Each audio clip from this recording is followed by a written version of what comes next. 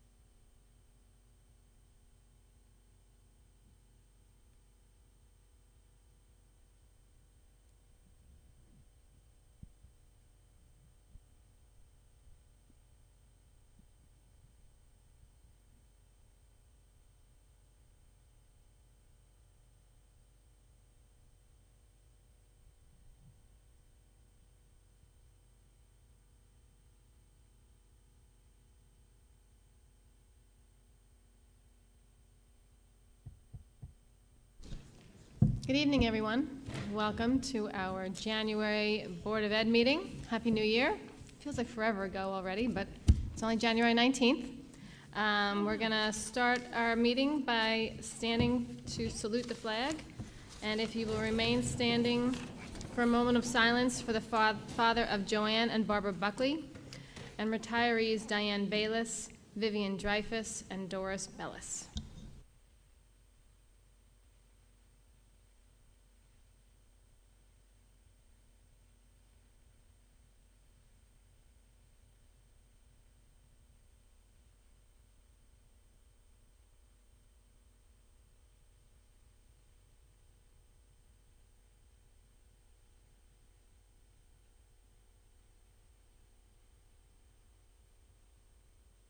Thank you.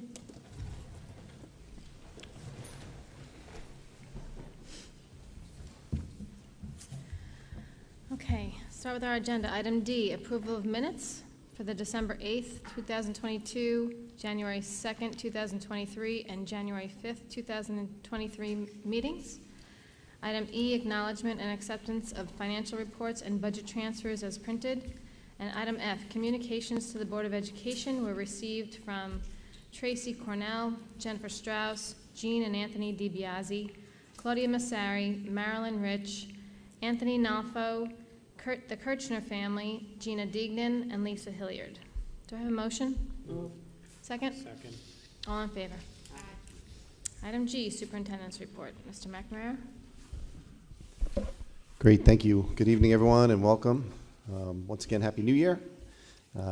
Just a couple items to update you on tonight, and then I'm going to turn it over actually to Carol Ann Winans, our Executive Director of Curriculum Instruction, for a report to the board tonight.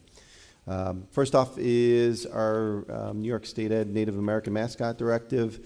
Just to update you where we are with that. As kind of in the same spot we were last month, New York State Education Department has a regulation that's proposed that they put out last month. It'll be put up for a second reading next month. And then they have a committee that they're forming this month to give us more direction in terms of some of the expectations. The timeline for this that they outlined in the proposed regulation is that there be a public commitment by the board between 2022 and 23 at the end of the school year to address that, and they give you till the end of the 24-25 school year to fully address it. Big outstanding questions for us is really around our nickname, Warriors. It's been unclear if that's acceptable to continue to use that as a nickname. It's been made very clear that Native American imagery is not, but the question remains around that. And that was actually one of the examples of team nicknames that was used by the Board of Regents at their last meeting. That's something this committee would be addressing. Our process right now is really to wait and see, get further direction, and then we'll be doing some community work, committee work around that as a follow-up. All right, I'm going to turn it over to Carol Ann Winans. Carol Ann is our Executive Director for Curriculum Instruction, and we have the elementary team here this evening that we're excited about to report out on some of the great work they're doing in terms of our RTI and the MTSS process. So they're going to walk us through that a little bit. So I'm just going to switch gears and jump out of this presentation into another. I'll give this to Carol. Yep.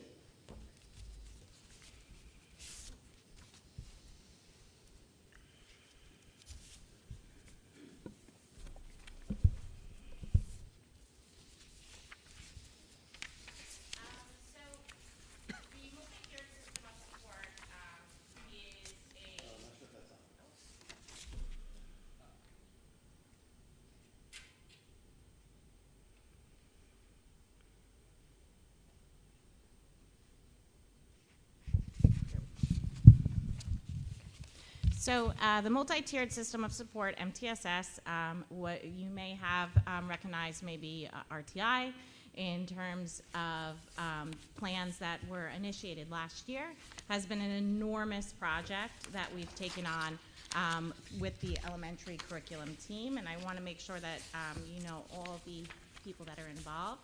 So this is our elementary curriculum team. So we have Miss Allison Hazoot, our Director of Elementary Curriculum and Instruction K-5. We have Miss Samantha Barrett and Miss Elise Gitman, who are elementary instructional coaches, and Miss Lindsay Voigt, who is our data and intervention coordinator. So these are the main players in this very complex system that is evolving as we learn the ups and downs, but as one of my mentors told me, nobody likes change except for babies in a wet diaper, and even them don't like the initial process. This is really where we are in the process, but at the end, we're really seeing robust conversations between teachers, between staff. It's really a collaborative effort to meet the individual needs of all the students at the elementary level. And the discussions that are coming out of the collaborative team meetings are really substantive and really providing an outlet for teachers, administrators, psychologists, and our specialists to really kind of meet the needs of all students. So what is MTSS? So the goal is to maximize time in the classroom without minimizing support. So this isn't about removing support from the students. This is making sure that the support that is provided to those students maximizes the time that the student spends in the classroom to get what we're going to talk about as Tier 1 instruction, and then identifies the support that each individual student needs, figure out an action plan to figure out exactly what that student has to do and what those teachers have to do to support that student, and make sure we measure that that intervention is successful. Not repeating Einstein's definition of insanity, doing the same thing and expecting the same results. Doing an intervention, looking at the data, is the student making progress? If the student is making progress, we celebrate. If the student isn't making progress, then we look at other ways to intervene and support the student to work to the best of their ability. So again, we're going to be analyzing data to inform instruction and interventions used at each tier, using team collaboration and problem-solving methods of decision-making to design action plans. So if you think about it, we're going to talk about the IST in a little bit. We have a lot of minds in a room looking at data as well as quantitative and qualitative information about a student. So a lot of that sometimes brings up uncomfortable feelings and maybe a little bit of insecurities on the fact of I've tried everything and I still can't help this student. And a lot of that is getting over that and say, it's okay. We're here, we're a team, and we're here to make sure that every student at the elementary level is getting all the support they need to succeed to the best of their ability. So these are the multi-tier systems of support. So we have Tier 1, Tier 2, Tier 3. And the biggest thing that we want to identify is sometimes there's a misconception that Tier 1 is the whole class, Tier 2 is a small group outside of the class or a small group inside of the class, and Tier 3 is out of the class. Tier 2 and Tier 3 are defined a little differently than push in, pull out. So Tier 1 is your standard differentiated curriculum, so what every child receives. Then you have Tier 2. This could be done in a win, what I need period, where we have push-in specialists come into the room to support station learning. This could be a pull out to a reading math classroom, but it's more of just a supplemental instruction. So everybody knows sometimes when you learn something one way and you kind of get it, but you're like, I really don't get it, but then somebody shows it to you from a different perspective. And then you're like, okay, now I'm starting to get it. That's kind of Tier 2, where the child is showing in the data that they're not getting as much progress as some of the other students. So maybe we have to approach the way that we instruct that information in a different way. And where Tier 3 is going to be a very intensive, individualized, sometimes a very small group program where we have identified that the student is significantly performing below a certain level in the data, and that's when we can look at a series of programs, a specific program. We figure out with the reading specialists and the math specialists and all of the other specialists involved to make sure that we have a very specific action plan for that child, and that action plan is followed through with supportive data to make sure that the child is making progress. But the biggest thing is we got kind of stuck in a rut of providing service, but providing many students the same service. And yes, it was working for a handful, but it wasn't working for all of them, and we were kind of reflecting and going back.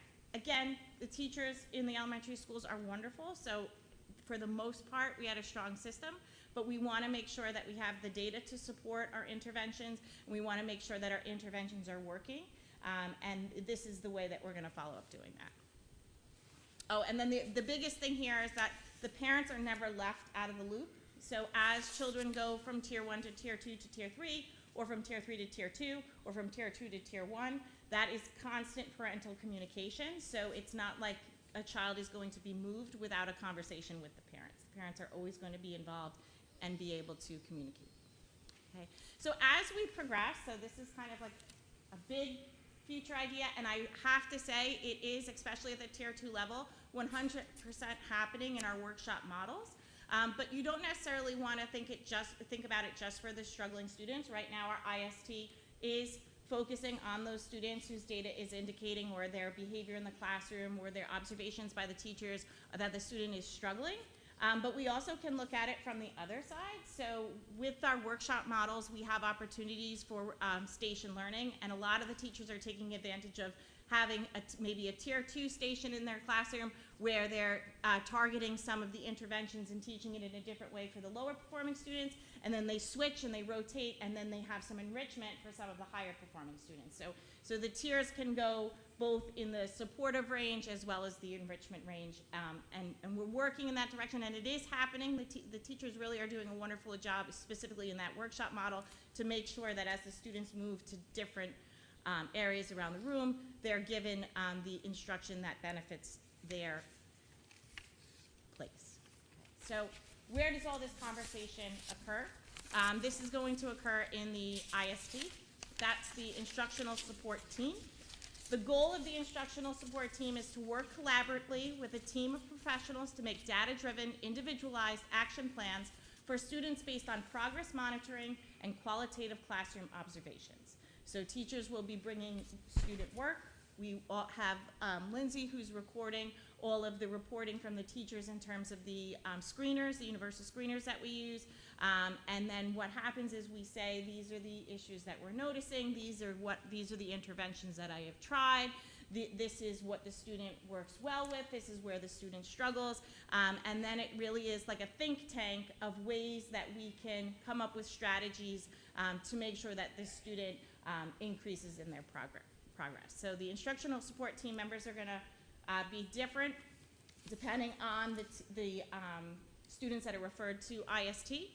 So typically we have our director of elementary curriculum and instruction, our building administrators are present, data and intervention coordinator, our psychologist, our guidance counselor, special education teacher, a reading AIS teacher, speech teacher, math AIS teacher, social worker, occupational therapy, physical therapy, instructional coach, classroom teacher, and the ones with the stars are present at all IST meetings as long as it is possible.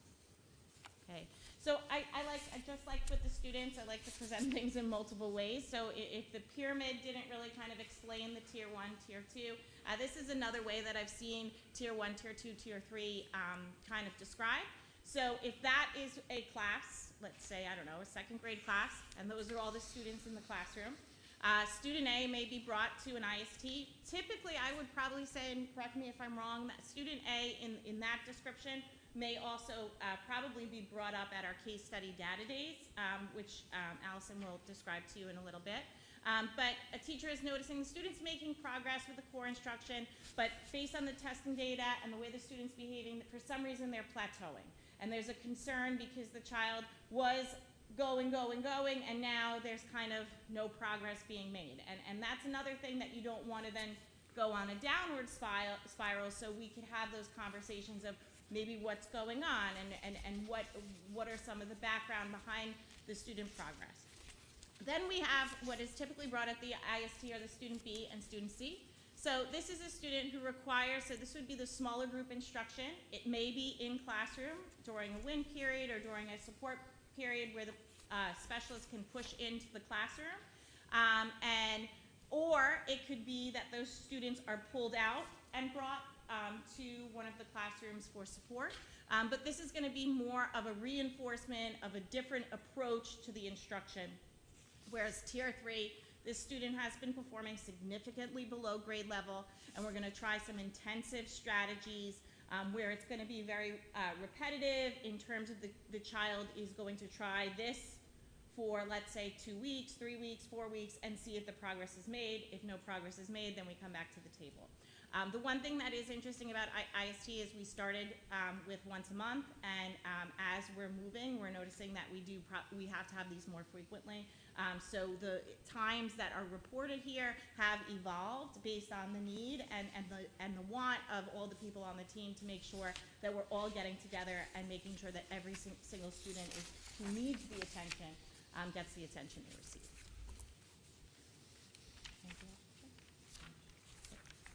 So I'm going to bring Allison up to talk a little bit about action plans. Okay. Good evening, everyone. Thanks for having me.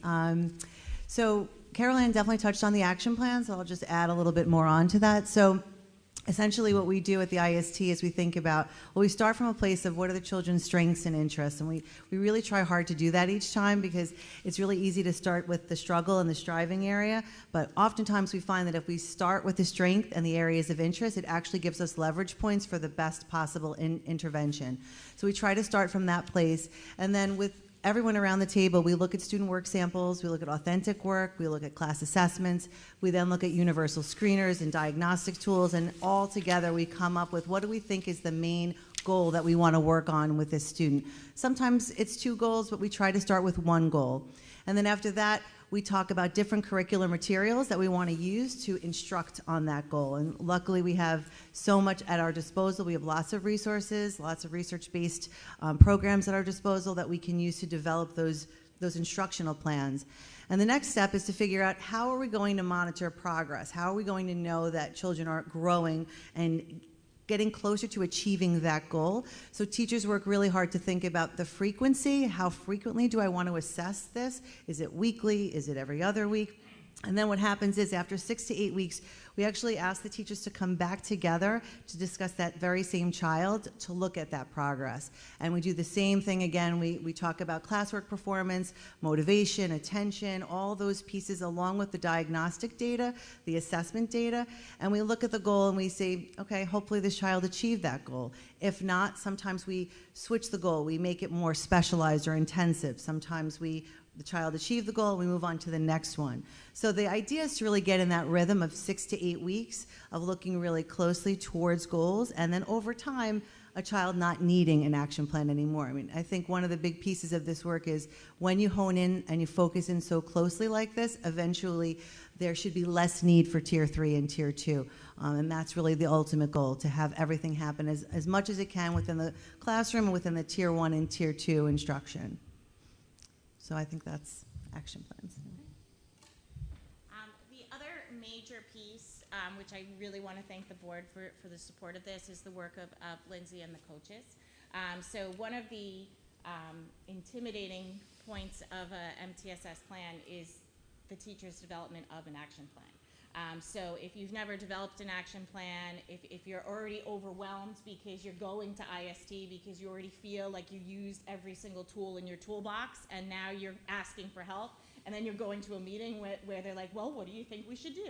So that's kind of like where we were with the teachers, and now what we're starting to see is that they're not on their, they can't be on their own. They're coming to IST because they are identifying, I need help with this child, and that is a very difficult thing to come into a huge panel of rooms with your administrators and say, I need help. But what we're starting to see is that as Lindsay meets with the teachers and works with their action plans and writes them down and talks about, have you spoke to the psychologist? Have you spoke to some of your peers? Are there any, and the ideas kind of just naturally flow in the conversation.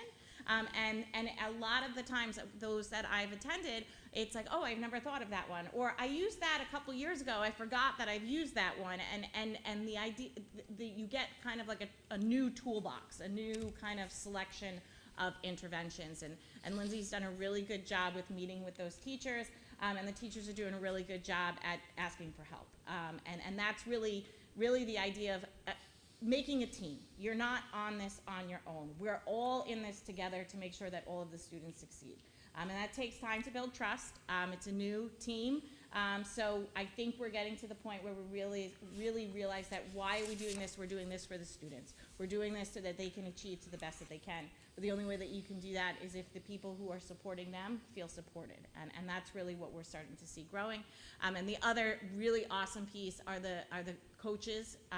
They're doing a wonderful job at supporting both the workshop model in math, writing, and reading, as well as providing, when they do the small stations, ideas in which you can reach many students. Because if you think about it, when I think back when I was in school, everybody did the same thing. We did the same activity, and now we're challenging the teachers with kind of differentiating to such a specific level that we're addressing every single kid in that class.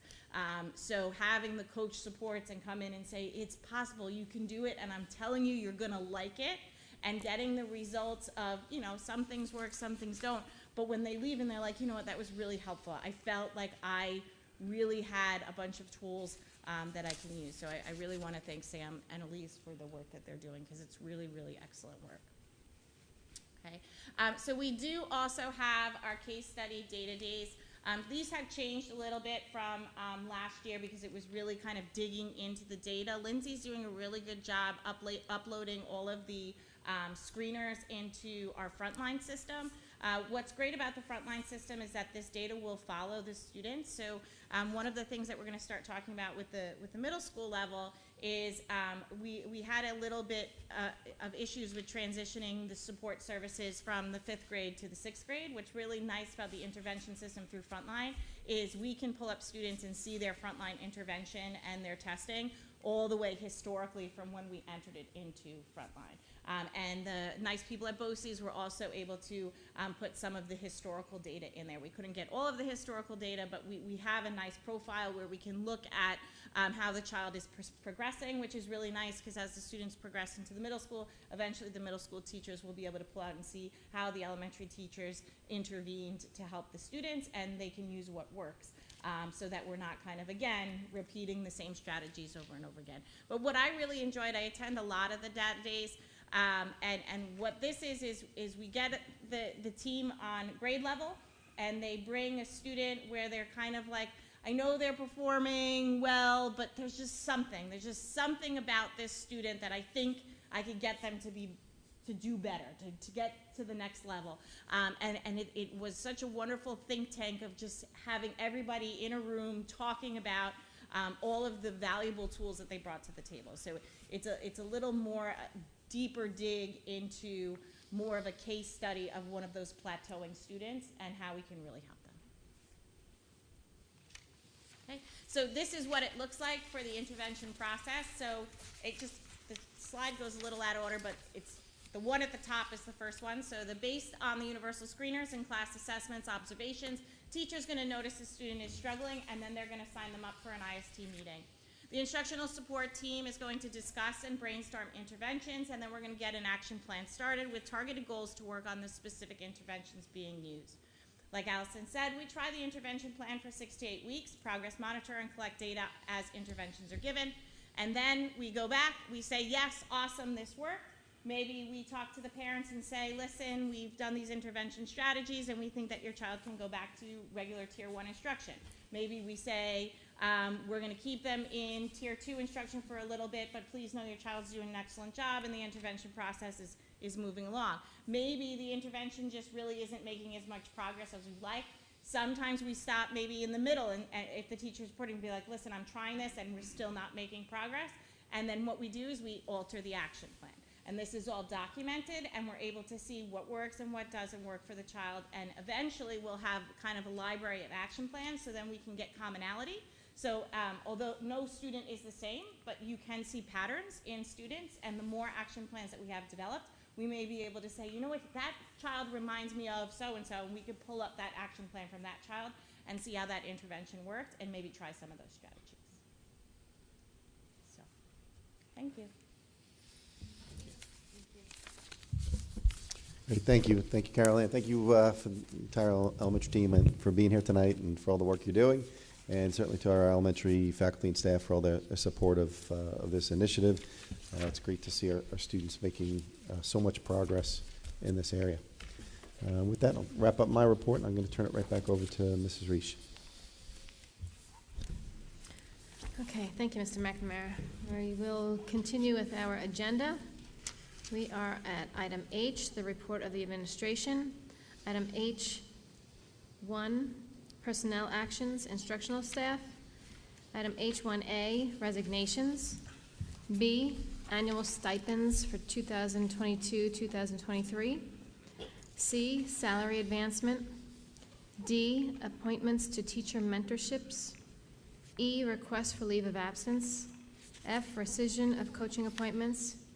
G, appointment to coaching appointment assignments. And H, appointment of instructional substitutes. Do I have a motion? Second? Second. All in favor? Aye.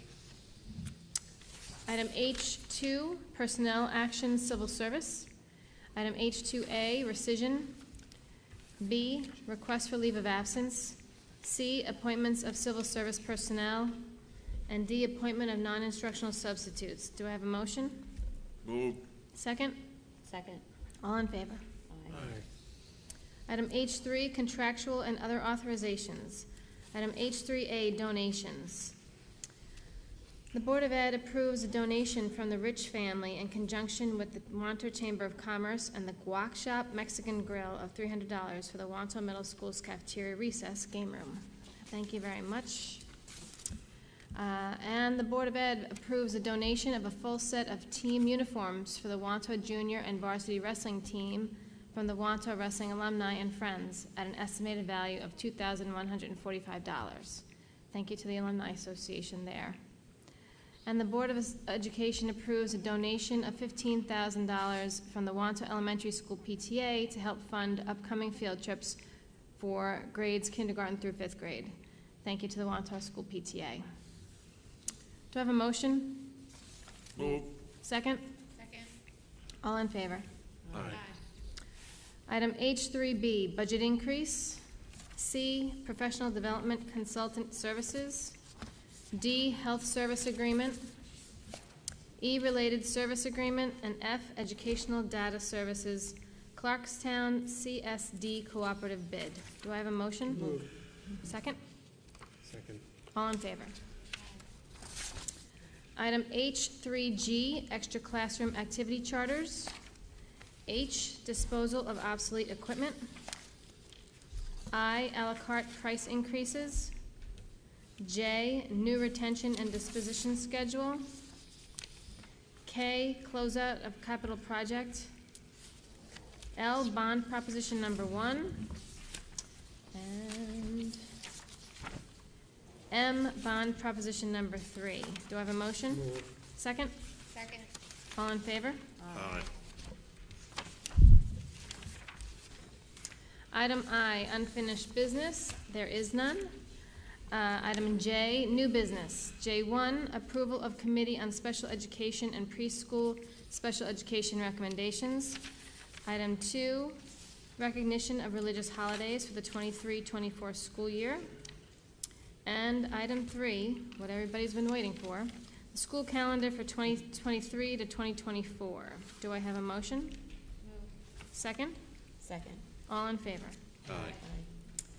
Okay, may I have a motion to adjourn? Oh, I'm sorry. There is an amendment to this agenda where we have, under item H1, there's a probationary teaching appointment, item I. So I'll just, do I have a motion? Move. Second? Second. All in favor? Aye. Thank you for that. And can I have a motion to adjourn? Madam President, I'd like to make a motion to adjourn to exec session to discuss personnel matters. Okay, second? Second. All in favor? Aye. Okay, we will now move to our organization reports. We will start with our student government with Sean Brown and Nyla Lester. Good evening, everyone, and Happy New Year. As we near the end of the second quarter and we're almost halfway through the school year, some of our warriors have made incredible achievements. On December 9th, seniors Tim Hennig and Joanna Valvo received the Outstanding Physical Education Student Award. And a month later, on January 9th, the Wantagh varsity cheer team won first place in the Nassau County Division I cheer competition. The Boars varsity basketball team has been victorious this season with 11 wins and only 2 losses.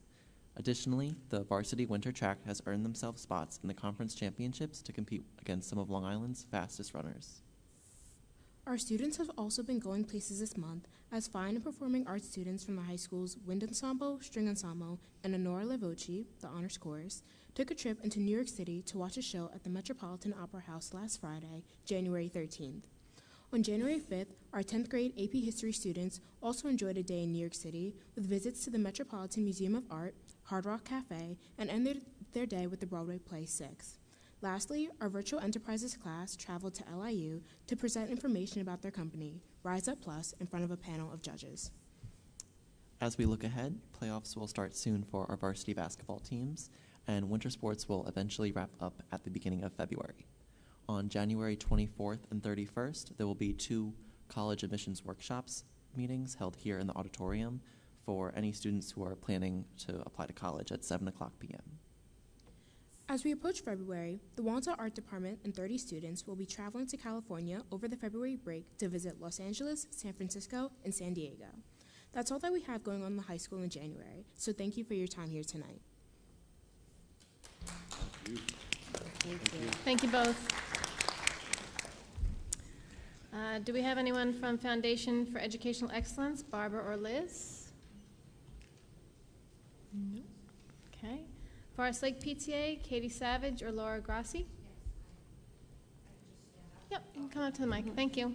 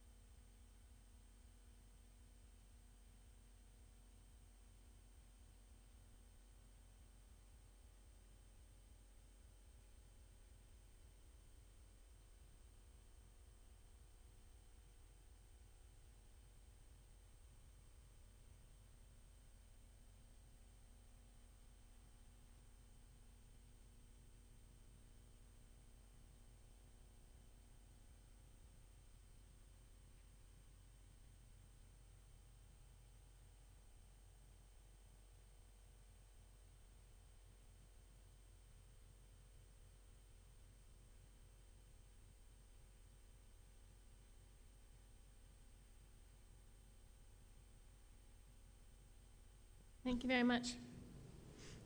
Those Ducks fundraisers are big money. A lot of fun.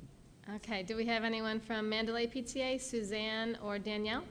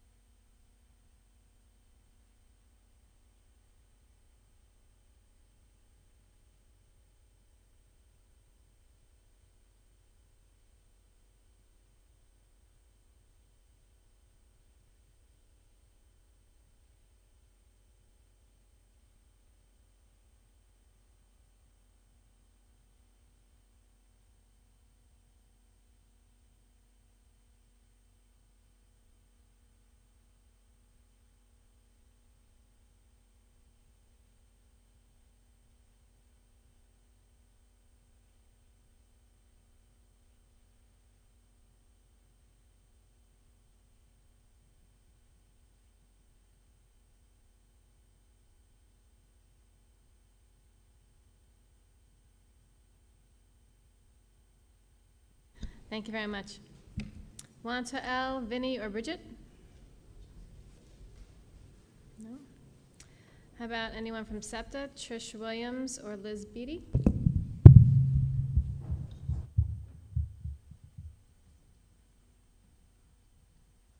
Hi, everybody. I'm Mary Beth Reynolds.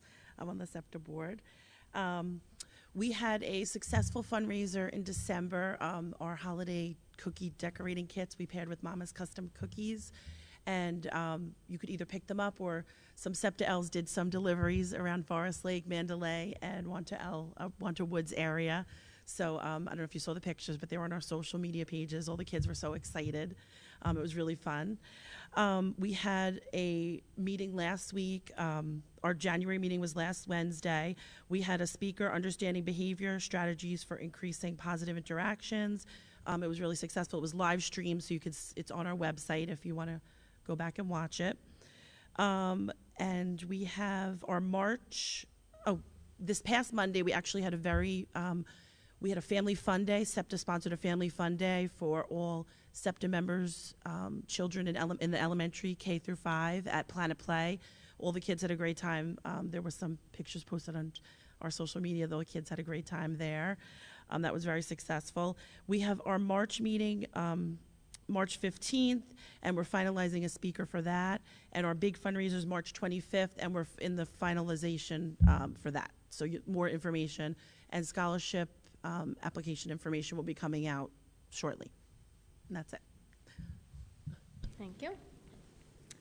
Staying up there for 612 with Chrissy. You don't need any invitation. All right. Yeah, I know. We're going out. We want the world to know. We're going out. We're going out. 612 is hosting a fundraiser at Craft Restaurant next Monday and Tuesday, January 23rd and 24th. Please go out and support them while also supporting 612. I personally recommend the Craft Pizzette if Fig Jam is your jam. All I can say is that my life is pretty plain. I love watching the puddles gather rain. Whether or not you like rainy weather, why not have a Wanta umbrella to stand under together? Check out Member Hub so you don't get caught in the rain. Throwback Thursday! Two of hearts, two hearts that beat as one. I need ya, I need ya. Celebrate Valentine's Day and show your loved ones they are the bomb with our Cocoa Bomb fundraiser open until February 2nd. We're in the money, we're in the money. Do you want the chance to win $250 worth of scratch-offs? Enter our Lotto Basket fundraiser and try your luck. It's on Member Hub. If you thought any of our tunes were funny, then you'll definitely love our Comedy Night fundraiser at Broke Ridge Comedy Club. This is our big fundraiser, so please join us for laughs on March 15th. All of our fundraisers are on Member Hub, and we thank you for your support. Thank you.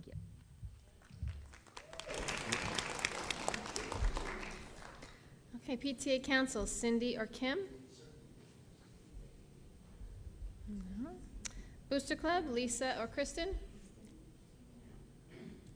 Okay. Bandwagon, Brandy?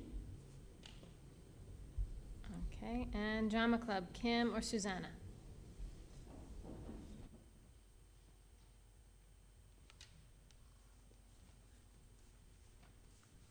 Hi, I'm Donna Allen. Kim couldn't come. So to everything that I reported last night at the 612 meeting, the Wanta Drama Club, we had a very successful holiday raffle where we raffled off a $1,000 gift card right in time for shopping, which was really great. It was successful. We have 2 upcoming fundraisers, Anthony's Coal Fire Pizza and Sweets and a Song on February 16th. More details to follow. And last but not least, we are focusing now on the Wanta Middle School play Descendants. So the kids are working really hard on that. And that's going to take place the first weekend in March. And like always, we're going to be needing concession donations, and we'll get that out on emails asking for help. And that's it. So thank you. Thank you. Great, thank you very much. Okay, we will now open our microphone to the community if anyone has anything to discuss.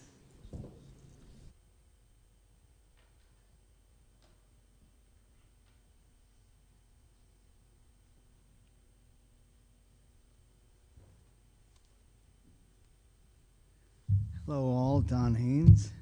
Happy New Year. Wish I had a fundraiser to talk about or something. I mean, I don't know. It's amazing. All right, so before I get started with what I came here for, just quickly, and I apologize, I walked in late on that IST, but I just want to give kudos to Mr. C over here, because he was doing IST before it was IST over in Forest Lake, and it was pretty awesome. It helped my oldest daughter, Sophie, beyond belief, so thanks to Mr. C, that was awesome. Excuse me.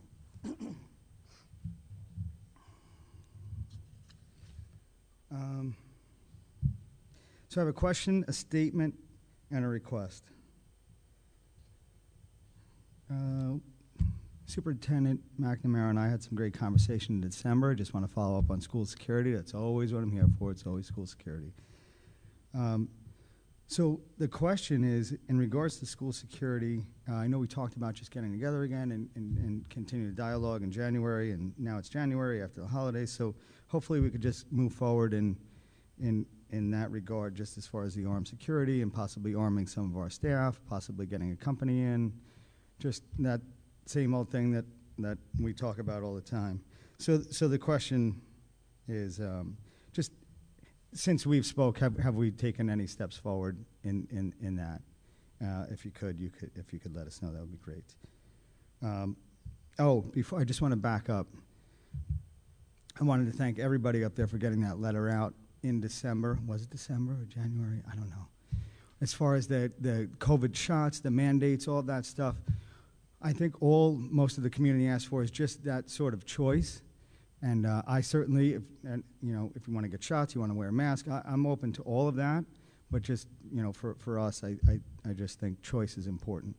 And that letter was great. It was well written. It was perfect. It basically was, the way I took it was, the district just wants choice, and they just want to stand behind people to make their own decision. And it would cause chaos. It would actually cause chaos if that shot was to be mandated either now or in September. It just would be absolute chaos. So thanks for that. Back to the security thing. My statement is, this statement is sort of along the lines of security. It just, sorry, no glasses tonight. This statement is, I think that we should return to a question and answer sort of format with the board, like it sort of used to be not too long ago. Because I remember when I first started getting involved, was right around the Parkland shooting. And I feel like I could come up here and ask a question, and somebody from the board would answer it. And we actually had a little dialogue. It wasn't like these long, crazy conversations, and it doesn't have to be that, but I feel like we've gotten so far away from it, and I understand why. I understand during COVID, it was nuts. People were nuts, and people are still nuts, right? So, but I feel like we're getting back to a place where maybe we could just open up that dialogue, when people can come up and say, and ask a question and actually get an answer. Like, it doesn't have to be, we just all have to sort of take a chill and get back to, being human. I understand. I feel like you guys are, not afraid, but I feel like by answering sometimes a loaded question, it just sparks chaos. So it just goes then to the request. The request goes out to the community and to the board that we all just start acting like adults again and just start to everybody feel that it's okay to have separate opinions. We don't all have the same opinions. I don't want to wear a mask, but somebody else does, and that's fine. But let's just stop demonizing each other for different opinions and feeling so strongly that my way is the right way. That's sort of the request. That's the request for everybody.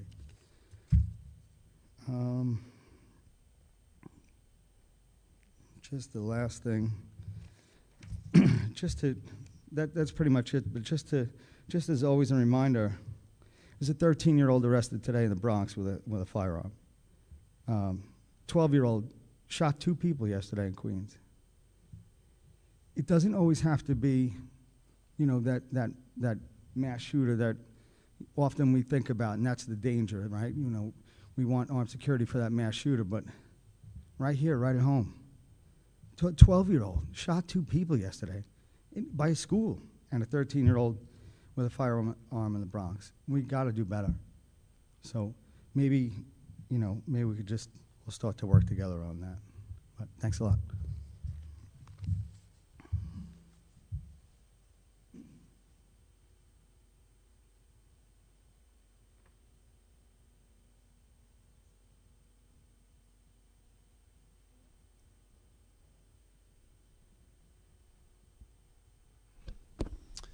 All right, seeing no one else, we'll close our public comment portion of the meeting. Yeah, Don, thank you for your comments. Appreciate it. We had some good conversation last month about that topic. Just in terms of, I'll touch on a couple of things and I'll get to that one, in format of our meetings. It just seems, it flows when we're able to, listen to everybody, varying viewpoints, and then we kind of respond at the end. It just, from my vantage point, helps us to kind of take in everything and then respond at the end, as opposed to kind of a back and forth at the podium. And then oftentimes it doesn't stop there, right? This leads to a follow-up conversation the next day, or in the coming days. When we follow up and we have calls like we had the other day. So. Security is, as we talked about, ongoing concern with us, and something we'll continue to address. Multi-pronged approach. We are, as we talked about the other day, as we enter the budget season. Obviously, some of the things that you have mentioned in the past have dollars attached to them. We are certainly looking to expand in this round of the budget some of our security initiatives. Going back about a year ago, Mr. Cedrone and I put together kind of a plan to expand our security patrols over time. You can't do it all at once with some of the budgetary constraints. And we're looking to add another portion of that this year. So we're going to start to talk about those at our forums starting in March. And continue the conversation. I know your focus has been the armed guards. We'll continue to have that discussion with the community. There's varying, as we discussed, varying viewpoints on that. And I certainly understand the points that you made the other day in terms of protecting our kids and being able to respond in a timely way. God forbid, anything horrific like that ever occur. So I appreciate the conversation.